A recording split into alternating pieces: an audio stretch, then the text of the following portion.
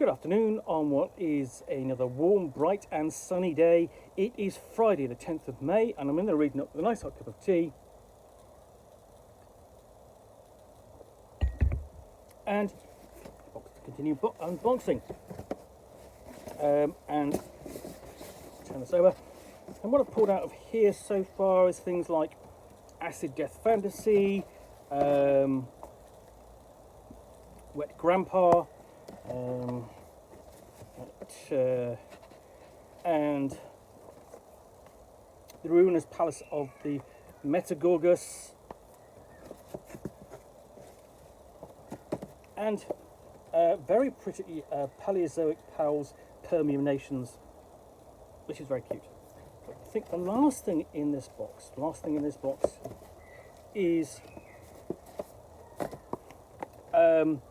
Fronds of Benevolence, and you'll get the idea that essentially these are books from Melsonian Arts Council, which is best known for the role-playing game Troika, which has characters from across the multiverse travelling from one sphere of reality to another, from one genre of reality to another. So you know, they just traverse the multiverse and the spheres, having one adventure after another. And are generally kind of weird characters like a Yongardi lawyer who's a gladiatorial lawyer, or a parchment witch who is undead but wraps himself in or herself in parchment and paints herself such that he appears to be alive, but avoids getting wet or catching fire, of course. So, Duke de Corticus is dying. The peaceful linchpin duchy of Plandra is under a threat. Its quasi-arboreal ruler is starved of the esoteric earths. Sedition is rife. Assassins glint in the shadows, and green ink is everywhere. The quest to restore stability takes you to the rainbow badlands, across the precipitous face of the wall, and into the very vaults of the humpbacked sky. Fronds of Benevolence is a chapbook adventure of Troika, best suited for groups of 4 to 6 characters.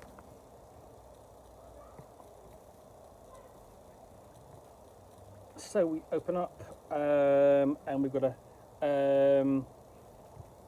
table of rumours, which doesn't actually have any indication of whether they're true or not. It's up to the. I've just noticed it says, you know, it's up to the game master to decide as to their veracity.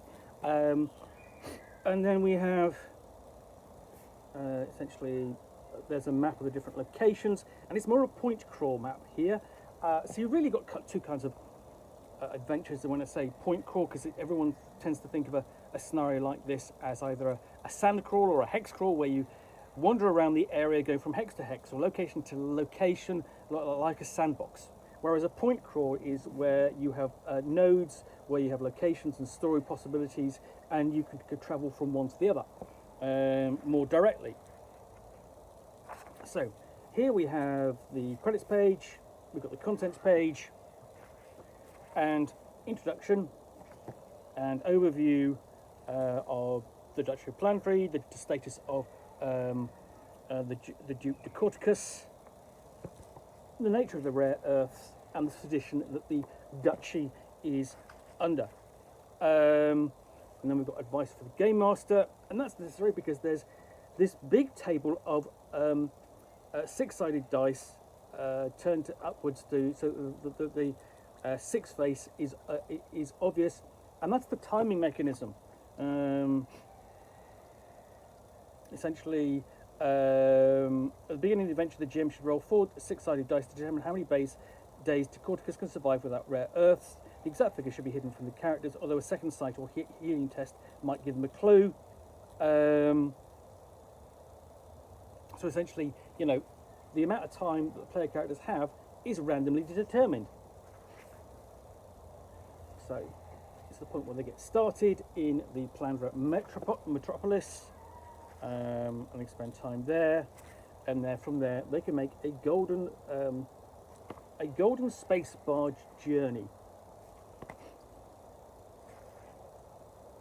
So, you know, captained by Captain Swallock, which is a lovely name,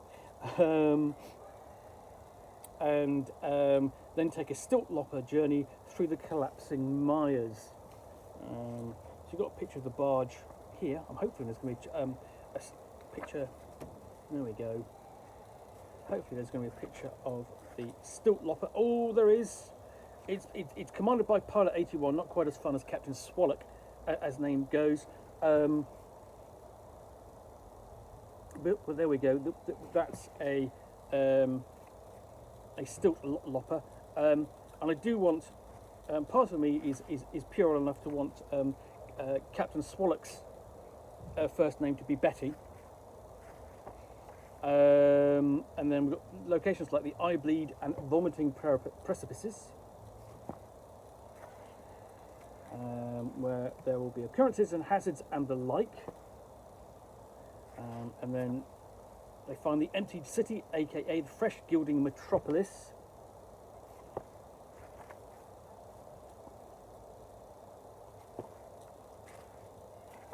And then it's out into the Rainbow Bands.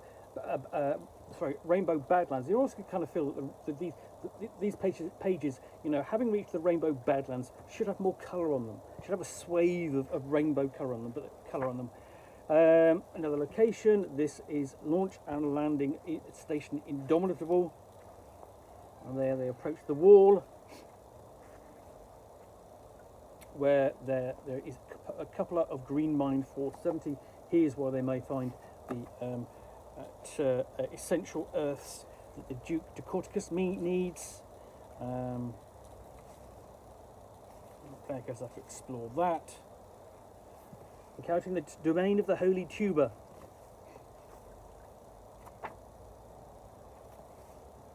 Protected by these obviously holy gentlemen.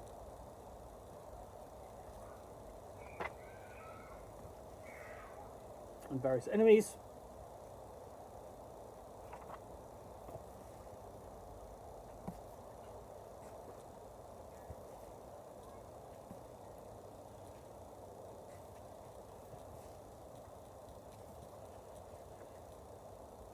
And there at last, essentially, we've got basically a set of tables for creating NPCs on the fly, common names, occupations, you know, things like that. And then you've got the table of golden barge mills. So you've got a bit of luxury at the beginning of the scenario. So this is kind of like a weird back in there again scenario. I think that's going to be a lot of fun if you've got a Troika group. Alternatively, you can adapt it to other role-playing games. But Troika allows for this kind of weirdness and supports it quite very well. Anyway, that is Fronds of Benevolence, published by the Melsonian Arts Council for use with Troika. Hope you enjoyed this unboxing in the Nook. If you did, then please do click on the like button down below. And if you've got any comments or feedback, I appreciate you taking the time to post those. And lastly, if you want to be alerted to get more unboxings in the Nook, where you'll see me out here with a parcel from which I will unbox a book or game, or in this case a scenario for Troika, and talk about it to the best extent of my knowledge for roughly 10 minutes or so, all of course accompanied by a nice hot cup of tea, then please do click on the subscribe button down below. Thanks again for watching another unboxing in the Nook. I will be back again soon with another one. Bye for now.